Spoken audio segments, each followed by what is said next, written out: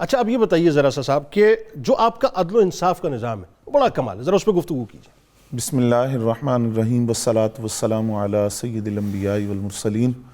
جنید بھائی، حضرت علی المرتضیٰ کرم اللہ تعالی وجہ الکریم آپ وہ ہستی ہیں جن کے بارے میں حضرت سیدنا صدیق اکبر رضی اللہ تعالیٰ عنہ ارشاد فرماتے ہیں کہ ہجرت کی شب جب میں نبی علیہ السلام کی صحبت میں سفر میں تھا تو مجھ سے حضور صلی اللہ علیہ وسلم نے یہ بات ارشاد فرمائی، یا ابا بکر کفی و کف علی فی العدل سواء، میری ہتھیلی اور علی کی ہتھیلی عدل میں برابر ہے۔ اللہ حضرت علی المرتضیٰ رضی اللہ تعالیٰ عنہ کے اس عدالتی نظام کو جب اس قول رسول کی روشنی میں ہم دیکھتے ہیں تو یہ بات سمجھ آتی ہے کہ آپ نے اپنے دور خلافت میں جس عدالتی نظام کی بنیاد رکھی اس کی اساس وہی نبی علیہ السلام کے اصول و ضوابط جو حضور نے بیان فرمائے عدالت کے لیے انہی پر تھی، اور خلافت راشدہ کا وہ تسلسل تھا۔ ٹھیک ہے۔ حضرت علی المرتضیٰ کرم اللہ تعالی وجہ الکریم نے جب آپ نے منصب عدالت پر فائز ہوئے، نبی علیہ السلام کے دور سے آپ فیصلے کرتے آ رہے تھے، اور حضور صلی اللہ علیہ وسلم نے یمن کی طرف قاضی بنا کر جب آپ کو بھیجا تو جہاں آپ کو دعا دی تھی وہیں نبی علیہ السلام نے عدالتی نظام کے والے سے کچھ واعظ و نصیحت بھی آپ کو ارشاد فرمائی، جن میں آپ خود فرماتے ہیں کہ ان میں سے ایک بات نبی علیہ السلام نے مجھے یہ ارشاد فرمائی کہ علی، جب تمہارے پاس کوئی معاملہ ہے تو جب تک فریقین میں سے ہر ایک کی بات سن نہ لو، فیصلہ نہ کرنا۔ اور یہ پہلی نصیحت تھی سرکار علیہ السلام۔ اور آپ فرماتے ہیں کہ میں پوری زندگی اس پر کاربند رہا، اور جب بھی میں نے کوئی فیصلہ کیا یہ بات میرے پیش نظر ہوتی تھی۔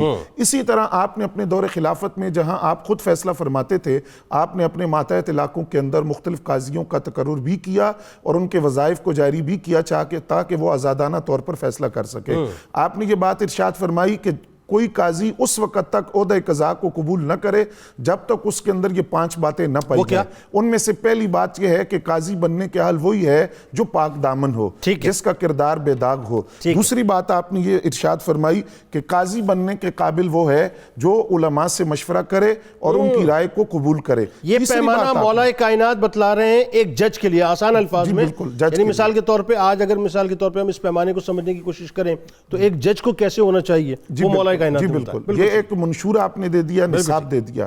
تو پہلی بات پھر میں عرض کر دیتا ہوں، پہلی بات آپ نے یہ فرمائی کہ جو بالکل جس کا کردار پاک ہو۔ دوسری بات یہ ہے کہ وہ علماء سے مشورہ کرے اور ان کے مشورے کو قبول بھی کرے۔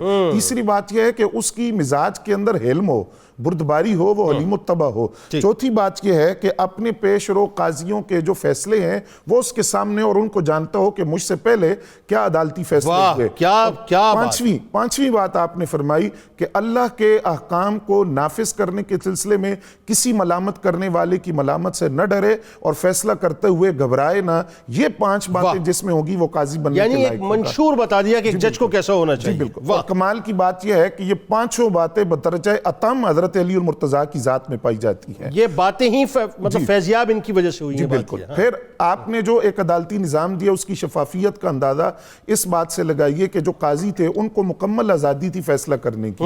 یہ دیکھے بغیر کہ فریقین میں سے کون سا فریق کس سے گروہ سے تعلق رکھتا ہے، اس کی شفافیت کی سب سے بڑی مثال یہ ہے کہ امیر المومنین ہونے کے باوجود آپ قاضی شریح کی عدالت میں پیش بھی ہوئے اور جو فیصلہ وہاں کیا گیا اس کو آپ نے قبول بھی کیا۔ سر وہ کیسا واقعہ ہے؟ جی بالکل، کیسا واقعہ ہے؟ بالکل، وہ ایک طرف قمبر ایک طرف امام حسن علیہ السلام۔ بالکل، وہ آپ خود پیش ہوئے اور وہاں اس فیصلے کو قبول کیا، یہ سب سے بڑی دلیل۔ پھر آپ کے جو عدالتی نظام کی ایک اور جھلک ہم یہ دیکھتے ہیں کہ جو چوری کے مقدمات آپ کے پاس آتے تھے ان کا جو فیصلہ قرآن نے کر دیا کہ ہاتھ کاٹے جائیں، وہ فیصلہ نافذ ہو جاتا۔ اس کے بعد وہ شخص جس کا ہاتھ کاٹا جاتا اس کو آپ اپنے پاس روک کر رکھتے، اس کا علاج کرتے۔